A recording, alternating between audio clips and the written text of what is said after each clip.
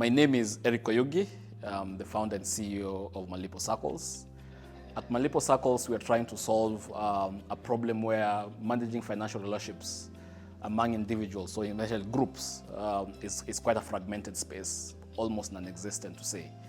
The list of what is done is probably done in WhatsApp. So if you want to do travel, if you want to do savings, if you want to do credit management among us, if you want to invest together, there's no framework that exists that allows us to do that effectively as a group. And as Malipo, what we come in to do is how do we then bring a unified platform that tries to reduce the friction that exists today in that fragmentation of tools that exist independently that does that. Malipo was inspired from a personal experience. So after finishing campus, me and a group of friends of mine, we decided to start an investment kitty that we could be able to put in some cash in, and that we could either borrow or finally invest in an asset class that we'll choose as we go, with it stocks, whatever. We were to make the decision later, okay? So there didn't exist a tool that allowed us to do that. The closest was Excel, so one of us probably had to take an Excel sheet, be able to enter all those details in. Then when we meet, the decision making was quite hectic in nature, and we had to meet over a bottle of whiskey just to be able to then make that decision. That itself was too expensive to be able to sustain. So that's where Malipo was born, ideally. Our biggest moat and what we really innovate on is how do we make self-administration as decoupled as possible for each unique group that exists, okay? We don't come with a standardization standard that is how you have to do your stuff. So we have a very enhanced permissions engine that enables you to say, what are your rules? So the rule engine, you guys are able to set that up, okay? And then what our AI does is on the background, we analyze all these rules that have been set up and can give you which is the best settings to start your group going based on what you guys want to achieve. And that then becomes our advice nature of how the platform then runs. So we believe that's our biggest moat in how we do this. Most tools that you come across probably have preset standards of how you are supposed to run, which does not take care of the group dynamics that exists, okay? So if you want to achieve this, it doesn't have a rule and you tell you what, this is the right amount we think. If you have, then the harmony on the group will be kept. Not one person giving 10,000, they're giving 2,000, and after 3 months the group is dead because you can't sustain it because of those kind of group dynamics that are impossible to be able to sustain. We handle from a group of 2, actually 2 to 1 million, as in for what you care. But we've realized from experience that the ultimate group size is about 15, okay? To be able to really grow and make optimal decisions within this framework, yes. So Malipo is 3 years old in operation, 5 years in development from registration in terms of the technology. So when we started with money buddies. What ideally we wanted to do was how do you manage financial relationships around lending? So that was the base of how it started. So if I wanted a loan from my friends, how do you manage that financial relationship? Because it was quite fragmented in nature. You had to call your friends just to be able to get a loan. Then you had to call them to be able to recall it. Then it was very, there's almost a lack of dignity in picking and calling someone and then say I don't have, then call the next, then call the next. So that was the initial on our B2C side. Then of course it then went into the saving side of it. So we had to build a general ledger ecosystem around this to be able to power all these new use cases that came in. So we started as a B2C company. We validated the product. From there, we've now gone into B2B, where we have financial institutions actually buying our solutions and partnering with us, where we have Tier 1 banks in Kenya, Swaziland, South Africa, Ethiopia, and even in Mexico today, yeah.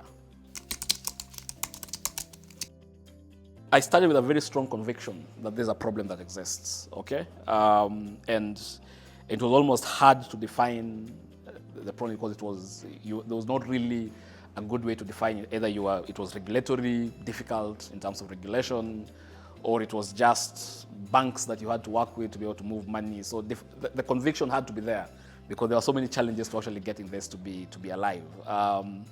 And what we've seen is that since we did that, there are now so many startups who are trying to now copy what we've been able to do. So that's a big validation of the market for us in what we've been able to achieve.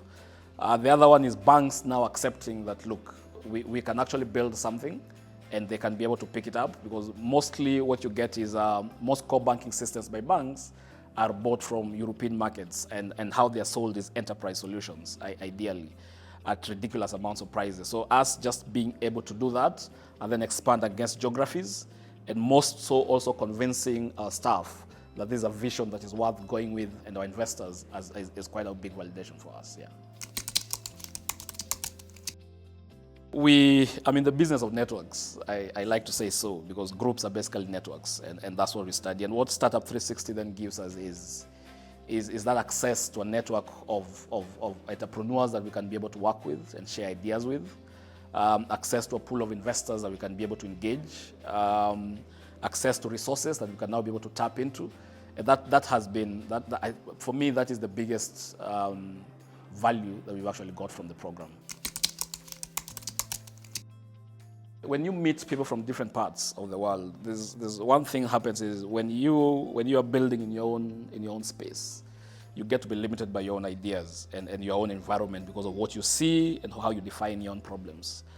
When you travel, then you get to see different functions of that problem that exist in different parts of the world. So I'll say in the UK, we just came to learn that, look, the idea of gifting within a network is actually a big thing. How do you pool funds to be able to maybe gift a teacher in school once your student goes there? And it's a big function that happens in the UK and in Europe. So that was a big light bulb for us, and that's how we're now actually partnering with a company in the UK to launch that. And that's in an active stage that is ongoing.